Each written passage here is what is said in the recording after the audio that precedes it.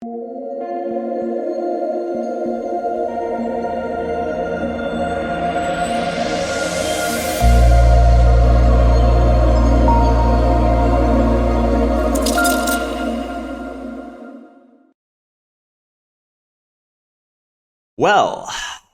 that was an extremely tilting fourth quarter, to say the least. We'll go over my lineup here in a sec. Welcome, my name is DK. We'll talking about the 13-game NBA slate on Wednesday. Too big of a slate. Come on with the NBA scheduling. We can't be having 13 games on one night. Got to stop with that, number one. But yeah, guys, I also make content for NFL DFS as well as Prize Picks. They are the sponsor of the video, Prize Picks. You can use the code DKDFS for a 100% match up to $100. That's a free $100 to play with on the site. If you're not familiar, it is a player prop site. A lot of different sports. So give it a try. And again, make sure to use that code. If you guys are looking for premium content, go check out my Patreon linked down below. Really quick, though, I wanted to mention last night, I have to get like an award for this, right? I ended up cashing in tournaments with Mo Wagner and Jonas Valanciunas playing a combined 13 minutes. Low-owned Booker and low-owned Halliburton absolutely smashed for me. So yeah, I think like I should get an award for that. But okay, so tonight, this I've never had something like this happen before. I tweeted it out. I was like 3 points away from taking down like $5,000. I think it was $5,000 was first place in the $100 single entry. I was 3 points away with like 1 minute to go in the end of the third quarter. I'm thinking, okay, I have a good chance to take down. I have 5 players in this game. Like this is great. Like I have a good chance at the really big money. So I ended up cashing in low stakes. I got booted out of the cash in the $100 single entry. You want to know why? Giga Chalk Reggie Jackson plays the entire second half. Can we talk about, number one, if you guys watched that game, he like clearly got a concussion. And they just like let him play the second half. Like if you watch that fall he took at the end of the first half, he got up and was like dizzy and then fell back down. I'm like, how is he allowed to play? Yeah, Giga Chalk Reggie Jackson played the entire second half. Giga Chalk Norman Powell was looking like I was going to get away with the fade, and then he shoots 112% in the fourth quarter, and no fourth quarter minutes for Nurkic. Jeremy Grant plays the entire second half. I literally can't believe it. Like, I was thinking minimum I was going to have like a 6-7x night, and I end up losing money because Reggie Jackson and Norman Powell in the fourth quarter. So yeah, I can't lie, I'm a little bit tilted. And of course, you have, here come the trolls on Twitter. People take me way too, like, guys on Twitter, don't take me so seriously. It's people are like, oh yeah, you just cry all the time. Yeah. Like, come on. Don't take my tweets seriously. It's all in fun. But yeah, I am not gonna lie, I'm a little bit mad. I'm pretty mad right now. So, yeah, that's the recap. But yeah, wow. Rough fourth quarter, to say the least. I will now be retiring, submitting my retirement papers. I'm taking my talents to FanDuel. No, I'm not taking my talents to FanDuel. But, yeah, I'm in pain. I'm in pain right now. All right, so that is the recap there, guys. Let's not waste any more time with the tilts. We got 13 games. Embiid, 11.4K, should play mid-30s minutes. He's a good spot up if you can afford him. The rest of the guys feel a bit overpriced with Embiid back. Besides Shake Milton would probably be the secondary target I would still get to. He's just playing like 40 minutes a game. Harris, Melton feel a bit pricey, and I'm not really messing with any of the value for Philadelphia. Moving on to Cleveland, still no Jarrett Allen, still no Kevin Love. Mobley, if he can stay out of foul trouble, will probably play a lot, but I am a bit worried about potential foul trouble against Embiid. I guess they could start Robin Lopez. He came out the bench last game, but 2 games ago he started, only played 4 minutes. He's at least like a big body that can throw on Embiid, so we'll see about the starting lineup there. Mitchell and Garland, they're both fine. I think I'll slightly give the edge to Mitchell over Garland. And that's probably it for Cleveland. Moving on to Atlanta and Orlando. Not a ton stands out here for Orlando, but Donovich coming back soon, but he's doubtful. Young, DeJounte Murray always been played for tournaments. Capella and Okongwu will split the center minutes. There's just nothing really here. I mean, it's a good matchup, so if you want to target any of these main guys in tournaments, you can, but there's nothing that stands out in a 13-game slate. Moving on to the Magic, no Carter Jr., no Suggs, no Isaac, no Kiki. Mo Bamba is questionable. Mo Bamba misses last game. You also do have Cole Anthony back. First game in like over a month. I would pretty surprised if he plays normal minutes, but we'll see. Last game, again, they started Banchero, Bobo, Franz Wagner, Gary Harris, and Caleb Houston. But you also have Markelle Fultz available too. Like, probably a stay away from the Magic. I guess if I had to play someone, it would be either Bull or Banchero, but not a lot standing out here. Miami and Boston, so literally everyone. Oh, sorry about that. Literally everyone's questionable. Just look at this. There's like, what, 2 guys not questionable for Miami? I mean, come on. Come on with the injury report. So, I mean, yeah, we can't talk about it right now. If a lot of these guys are out, then obviously Bam and Lowry are going to lead the offense, and then you can look to value with whoever's available from the team, but way too hard to say right now. Moving on to Boston, Jaylen Brown, questionable. With him out, you saw Smart absolutely smash as well as Tatum and Brogdon, and those guys are all going to look pretty good if Brown's out again. It's not the best matchup against Miami, but yeah, Tatum, Smart, Brogdon all look good. Horford is back, so he should start the 5. Don't really know if I'm looking at anyone else. If Brown plays, I think there's all just secondary plays in Boston. Milwaukee and New York, still no Middleton. Giannis 12-4. I mean, if you can find enough value, he's fine, but he's been a little bit quiet of late. Drew Holiday, 7.3K. Also been a little bit disappointing, but the ceiling is still there with those 2 main guys. The rest of Milwaukee, just kind of secondary plays. Lopez, Bobby Portis, Grayson Allen are all playable, but there's no standouts here. On the Knicks side, so blowout the game tonight for the Knicks. But yeah, in competitive games, you should see big minutes of Randall, Brunson, Barrett. Randall had the big game tonight. Brunson got some foul trouble. But yeah, the big 3, I think, are all solid plays. No priorities here from the Knicks. Quickly's always playable for tournaments. Mitchell Robinson had a good game for me. If he can stay out of foul trouble, he can do that. But I'm just like, he's probably going to pick up ownership tomorrow on a 13-game slate. I'm just warning you. I'm just warning you. I warned people about the Pokusevski a couple games ago. And, Pokusevski, 30 minutes back-to-back games. I was like, no. You just don't trust anyone else besides those main Thunder. And, yeah, Mitchell Robinson is a guy that he's going to cause you a lot of pain if you roster him a lot in DFS. But if he stays out of foul trouble, he's a good value. If you think he gets in foul trouble, you can look to Hartenstein. Quentin Grimes still stayed in the starting lineup and still played decent minutes. At 4K, I actually think he's a decent value play. Not going to be super productive playing with these starters, but shooting guard, small forward eligibility, I think makes him a decent value play. Washington and Brooklyn. Porzingis absolutely went off last game for 63 fantasy points. That was obviously an outlier, but still a guy that I think is playable in tournaments.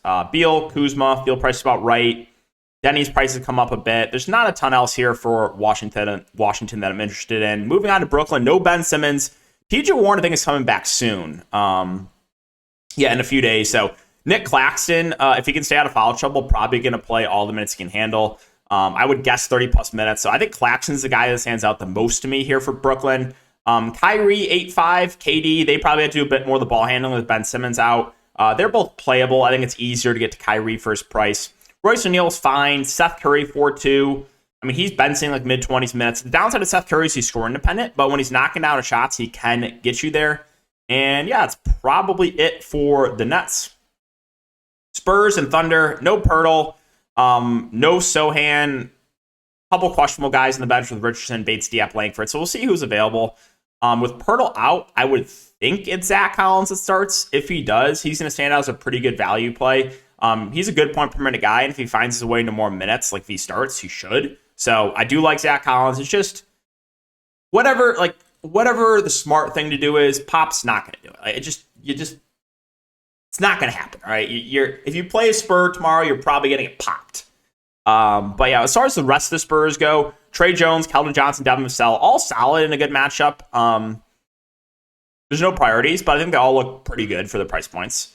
And then we'll see who's available, right? And we'll see who ends up starting. So a little bit tough to say what else to do with the Spurs, depending on the questionable status there. Thunder, big one here is Shea is questionable. And obviously Shea has done everything for this team. So if he misses, Josh Giddey's going to look phenomenal. He's just going to go to that main playmaking role, and he would be way underpriced here if that is the case. I would really like Giddey. Dort probably plays a couple more minutes. I mean, there's going to be usage to go around, so I will say this again. You want to take some shots in these guys, Pokashevsky, Jerry, Jalen Williams, Kenneth Williams, Trey Mann, Baisley. You just name off the roster. If you want to take some shots in those guys, you can. I would think if Shea misses, I would think that Jalen Williams, the guard, and Trey Mann would play more. That would be the logical thing to do, but I'm just warning you. I am just warning you. Can't trust Oklahoma City. All right. Toronto and New Orleans. Toronto, everyone healthy now. I think Siakam would probably be my favorite play. 9-6 though, but again, it's not like super cheap. It's just a lot of these guys are priced up from when Toronto's missing a lot of players, and now like everyone's healthy. So, I mean, Van Fleet, Siakam are fine secondary plays. There's no standouts here. On the Pelican side, no Ingram. CJ status up in the air. Also Nance and Marshall. If the questionable players are out, then Zion Williamson's going to look pretty good at 8-6. Jose Alvarado would start and probably play around 30 minutes. He would still be decent value. Trey Murphy would start and play pretty big minutes. He would look good. JV, I mean, they just won't play him minutes. He did get some foul trouble, but man, just frustrating there. Herb Jones, probably sees minutes increase. You'd see more minutes for a guy like Dyson Daniels. So there would be a good amount of value plays that would be viable here if these questionable players miss. If they're in, then I still would have some interest in Trey Murphy. I think he would still start. Like, I think if CJ's in, they would start CJ, Murphy, Jones, Zion, JV. So still would have a little bit of interest in Trey Murphy, but the rest of the Pelicans would definitely be a bit riskier. Memphis and Minnesota. Desmond Bane is out. Dylan Brooks is questionable. I mean, his usage is insane without Desmond Bane. Triple-double last game. And if Dylan Brooks is out too, more usage for Ja. So I like him at 10-9. Jaren Jackson Jr., I mean, if he can stay out of foul trouble, probably plays close to 30 minutes. This guy does have a ceiling. I'm just going to warn you. He's always in foul trouble. He is always in foul trouble. If Brooks is out too, I mean, Conchar should start and play pretty big minutes. He would be a fair option there in the mid-range. And then, well, Conchar's already going to start because Bane's out. But like if Brooks is out, I guess they could go the 2-guard starting lineup. Like maybe they do. Maybe Tyus Jones starts with Ja, and they go like Ja, Tyus Jones, Conchar, Triple J Adams. I honestly don't know if Dylan Brooks is out. Like maybe David Roddy would pick up the start. I'm just trying to think. Like they definitely wouldn't start Aldama with Jaren Jackson. Like that'd be too big of a starting lineup. So yeah, if there's no Dylan Brooks, they either go like a 2-point guard lineup and start Tyus Jones, or they go a guy like David Roddy in the starting lineup. But like Roddy's not like, I don't know, it's gonna be interesting to see. Maybe Laravia if he's available. I don't know. So keep an eye on that. But the rest of the Grizzlies, Steven Adams, he's just there. Probably not going to kill you. Probably play around 30 minutes if he stays out of foul trouble. All right, Minnesota. So no Karl-Anthony Towns. This is the first time that someone's been out really from Minnesota of the Big Four, I think this year. So, it's been the same situation all year for Minnesota where it's like, oh, these guys are all tournament plays because they all look priced about right. But now things are way. So no Karl-Anthony Towns. Ant, D'Lo get a usage bump. I think those two look good. Anthony Edwards probably being my favorite here at 8K. Shooting guard, small forward eligibility. He looks good. D'Angelo Russell at 6'4" should have more usage. His minutes have ticked up a bit of late. Rudy Gobert minutes probably do go up a bit. It's not like his usage is going to go up. They're not going to like post up Rudy Gobert. Like that's not what he's there for. But I do think he plays more minutes. And at 6.8K, I think he looks good. So the big three for Minnesota, I think look really, really good. McDaniels, 4-6. He's missed the last couple of games. He is questionable, I believe, at this load. Yeah, he's questionable. If he misses, I mean, they have been starting Austin Rivers, but Kyle Anderson play more. Jalen Noel also is just going to see more minutes just because, this team is already missing one piece, and he's a guy that can put the ball in the bucket. So he's definitely going to be playable. Probably will be a bit overowned, but he's definitely playable. And then, like if McDaniels is out too, Naz Reid could find his way into a good amount of minutes. And Naz Reid is a good point per minute guy. So 3.2K, I'm keeping an eye on that. Like, if McDaniels is out, I'm trying to think what they do with the starting lineup. Probably slow-mo. So, like, they would start most likely D'Angelo Russell, Rivers, slow-mo, Ant, and Gobert. But you would probably see some decent minutes for Naz Reid. He can play alongside Gobert, too. So, yeah, Naz Reid intrigues me. Slow-mo, Noel are going to look even better if McDaniels is out. So, a lot to like here for Minnesota, really. Houston and Denver. So, first half, I mean, Jokic and Sengun are just going back and forth. Then Sengun got in foul trouble, so Denver blew them out. But, yeah, my boy Sengun, you can see what he does when he stays out of foul trouble. This guy's phenomenal. He's solid GBP play, as is KPJ and Green, but the price points feel priced about right. Nothing else really I'm interested in on Houston on the Denver side. So, still no MPJ. Bones Highland questionable. I mean, Jokic and Murray, they're going to run the offense. It's a phenomenal matchup. In 3 quarters, they both absolutely smashed. So those guys do look good. Aaron Gordon kind of came back down to earth, got in some foul trouble, but he's most likely going to play around 30 minutes. Before last game, he's been pretty solid. So Gordon's still in play. Bruce Brown should continue to start and play big minutes. He's solid in the mid-range. And if there's no Bones Highland, Ish Smith's going to get the backup point guard role. He played 26 minutes last game and got extended because of the blowout, but he could be a viable dart throw at that price point. He's a good point per minute guy. Clippers and Jazz. So it's a back-to-back here, and Reggie Jackson literally just played like 43 minutes, and I'm pretty sure he has a concussion. So I want to see his status. John Wall should be back. He just missed the game tonight due to maintenance, to rest.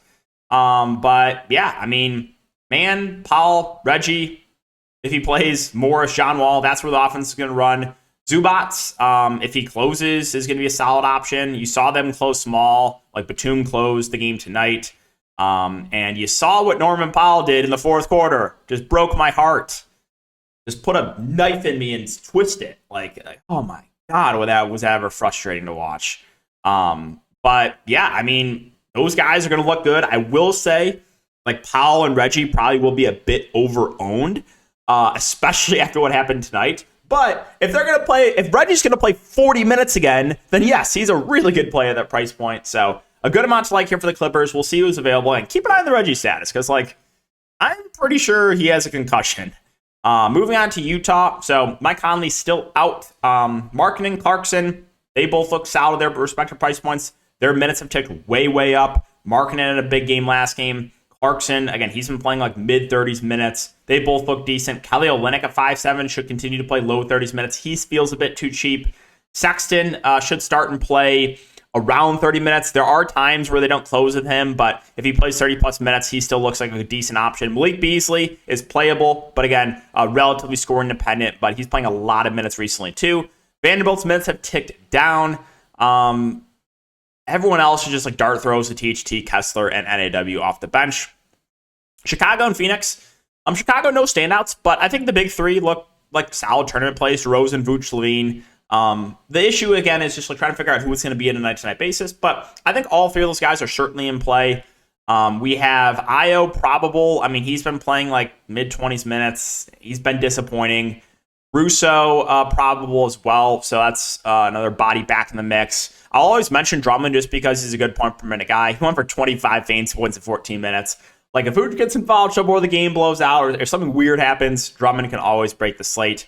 Moving on to Phoenix. So still no Chris Paul. Devin Booker, again, he went nuts for me last slate. I still think he's a solid option at 10K just because he's literally doing everything for this team right now. DeAndre Ayton, he's been playing a lot better, but his price now feels priced about right. Bridges, Payne, also, again, they're going to play big minutes, but no standouts here from either of those two. Torrey Craig, 5'3", also his prices come up to a point where, like, he feels priced right. Lee, Shamet, these guys will play decent minutes off the bench. I just don't know if it's necessary to go to them on a 13-game slate. Pacers and Kings. So this is an appealing game for me. Tyrese Halliburton, 9.5. The price is up, but little revenge spot, almost a 240 over-under. Yeah, I think Halliburton looks pretty good. Miles Turner, if he can stay out of foul trouble, should play big minutes. I like his ceiling. The rest, kind of more tournament plays with Buddy Hield, Mathurin, Jalen Smith, Nemhard. Buddy Hield's minutes have been ticking down of late. He's playing only about 30 minutes a game. Mathurin's minutes are kind of all over the place. Jalen Smith, I mean, you know what I'm going to say. Minutes production are always all over the place, but the ceiling is there for him. Nembhard, McConnell, they'll be in the rotation. Nembhard's 4K. McConnell is 3.9. They're both viable, cheap options. Naismith also will see rotation minutes. He's playable as well. So honestly, a decent amount to like here on the Pacer side. And on the King side, I think a good amount to like here too. Just a great matchup. Sabonis, Fox. I don't think either are going to pick up a ton of ownership. You should get, mid-30s minutes for Sabonis. I like him. De'Aaron Fox at 9K. Did only play 29 minutes last game. I'm not sure why that was the case. It's not like he was in foul trouble, but most of the time he's going to play like mid-30s minutes. He's a decent option. The mid-range guys are viable too. Like Kevin Huerter should play around 30 minutes. Barnes is 5K. He should play around 30 minutes. I would rather get to Huerter, though, to some of the price point. Malik Monk is a guy that I always like in tournaments because the ceiling is there. It's just, minutes are down. Like, if he's playing well, they will extend him. So, he's always someone I like in GBPs. Keegan Murray's been frustrating. His minutes have ticked down, but he is only 3.8K. I think that makes him playable at least. And final game, Portland and the Lakers. So, with the Blazers, I like the starting five here because they just run, like I said in my last video, they run a very condensed rotation. Like, the starters are playing big minutes. So, Simons, Grant, Nurkic, that's what the offense is going to be run through. I like all three, to be honest. Grant probably gets the most ownership, but I like my boy Nurk. Simons was phenomenal tonight, so those three look good. Art at 6'5" would be the more contrarian play. He's kind of been taking a backseat to those top three guys. And then Winslow 4'6". He should play pretty big minutes. I think he's a good value play. So a good amount to like here once again for Portland. Nasir Little got a bit banged up. I don't really know if that does anything. Maybe a couple more minutes for Watford or Sharp, or maybe they dust off one of these end of the bench guys, but it's not going to do much for me there. And finally, the Lakers. So Anthony Davis is 10-7. He is probable. LeBron James is probable. Of the two, I do prefer Anthony Davis. He's been on a tear of late. So AD, I think, is a solid option. LeBron more the contrarian play. But obviously both the Lakers spend-ups are certainly viable. Westbrook's too pricey with both of them being probable. The rest of the team, you can still consider a guy like Lonnie Walker. You can consider a guy like Dennis Schroeder. They're going to see decent rotation minutes. You can consider a guy like Austin Reeves. But we do have Pat Beverly back. So, what's that going to do? Are they still going to start Beverly, or are they going to keep Schroeder in the starting lineup?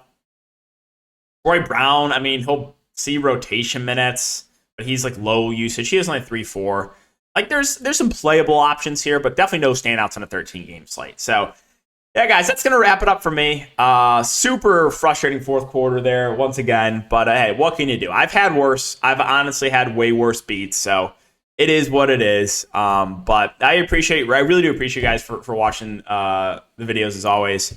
Hope it helps. Hope you guys win some money tomorrow. And I'll see you guys in the next one.